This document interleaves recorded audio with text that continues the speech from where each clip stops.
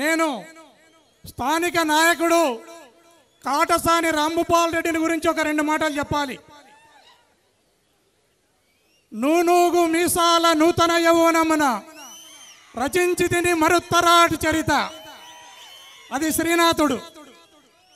మీసాలు వచ్చి రాకముందే ఈ జిల్లాలో ఎమ్మెల్యేగా ఎన్నికై ఈ రోజు వరకు కర్నూలు నడిబొడ్డున కొండారెడ్డి బురుజు ఏ రకంగా ఉందో కట్టు కదలకుండా ఎమ్మెల్యే బరిలో నిట్ట నిలువున నిల్చుకొని ఉన్న రాంభూపాల్ రెడ్డి చరిత్ర మీ అందరికీ తెలిసిందే. ఒకసారి మాట ఇచ్చిన, ఒక అడుగు ముందుకు వేసిన, ఇచ్చిన మాటను వేసిన అడుగును వెనక్కి తీసుకొని నాయకుడు రాంభూపాల్ రెడ్డి. కార్యకర్తలను, తనను నమ్మిన నాయకులను కానీ కార్యకర్తలను కానీ భుజాన మోసే నాయకుడు రాంభూపాల్ రెడ్డి. దానికి ఒక ఉదాహరణ, ఈ జిల్లాలో ఒక ఊరు పేరు చెప్పాను నేను.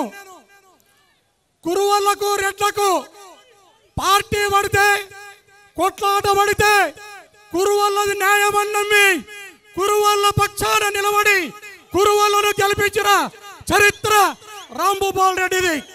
ఈ మాట ఎందుకు అంటున్నానంటే,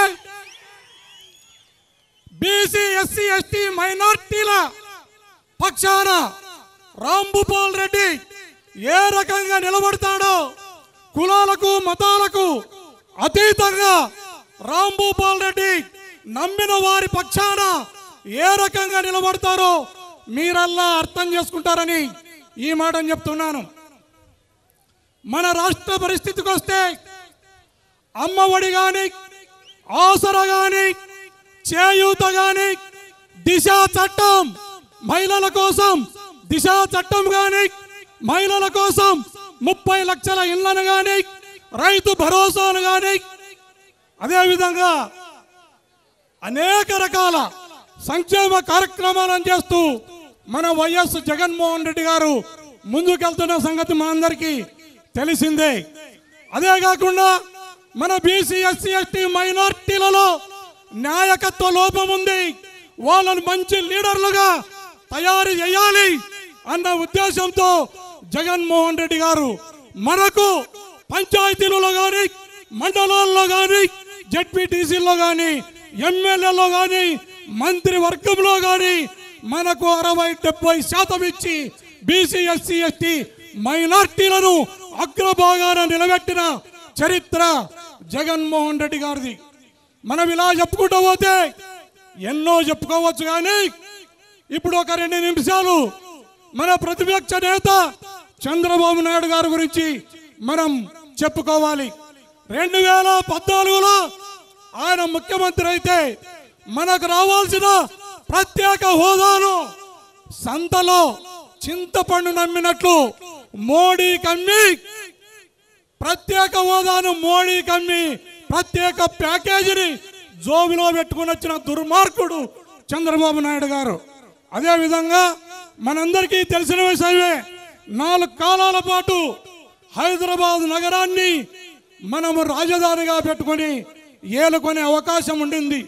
కానీ పట్టపగలు నట్ట నడిబజారులో ఓటుకు నోటు కేసులో దొరికిన దొంగ చంద్రబాబు నాయుడు.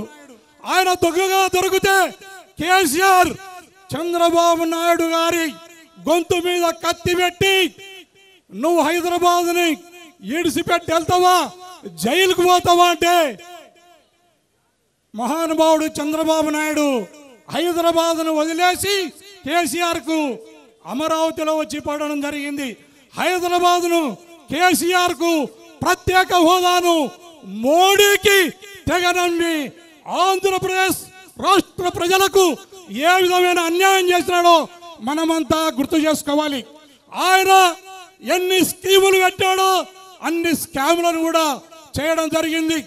ఆయన స్కాముల మీద ఎఫ్ఐఆర్ కట్టి ఇన్వెస్టిగేషన్ చేస్తే ఆయన బాబు సూరిటీ భవిష్యత్తు గ్యారంటీ కాదు, బాబు సూరిటీ జైలు గ్యారంటీ అయినా ఆయన జీవితకాలం జైల్లో ఉండవలసిన పరిస్థితి.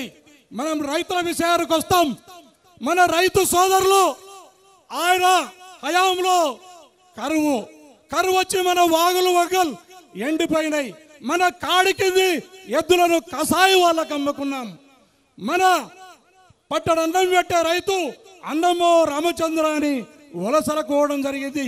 ఆయన వ్యవసాయాన్ని దండగా అన్నాడు, రైతులను రాక్షసులుగా చూసినాడు. అదంతా కూడా మనం గుర్తించాలి. మహిళల విషయానికి వస్తే ఈ రాష్ట్రంలో మహిళలు పూజించబడాలి, గౌరవించబడాలని జగన్మోహన్ రెడ్డి గారంటే మహిళలను ఏ విధంగా కించపరచడం జరిగిందో అది కూడా మహిళా లోకం గుర్తుపెట్టుకోవాలి. బీసీ ఎస్సీ ఎస్టీ మైనార్టీలలో ఏ రకంగా అవమానం చేసినాడు. బీసీలను జడ్జీలుగా పనికిరారన్నాడు. ఎస్సీలలో పుట్టాలని ఎవరైనా అనుకుంటారన్నారు. సాకలి మంగలి కులాలను తోక కత్తరిస్తానే మాటను ఆయన మాట్లాడడం జరిగింది. ఇదంతా మన బీసీ ఎస్సీ ఎస్టీ సోదరులు గుర్తు చేసుకోవాలి. ఆయన 2019లో 23 సీట్లకు పరిమితం కావడం జరిగింది. 2024లో ఆ 20 పక్కకు పోతే ముసిలోనికి మిగిలేది 3 సీట్లని ఈ సందర్భంగా తెలియజేస్తూ ఈ అవకాశం ఇచ్చిన మీ అందరికీ నా హృదయపూర్వక నమస్కారాలను కృతజ్ఞతలను తెలియజేస్తూ ముగిస్తున్నాను.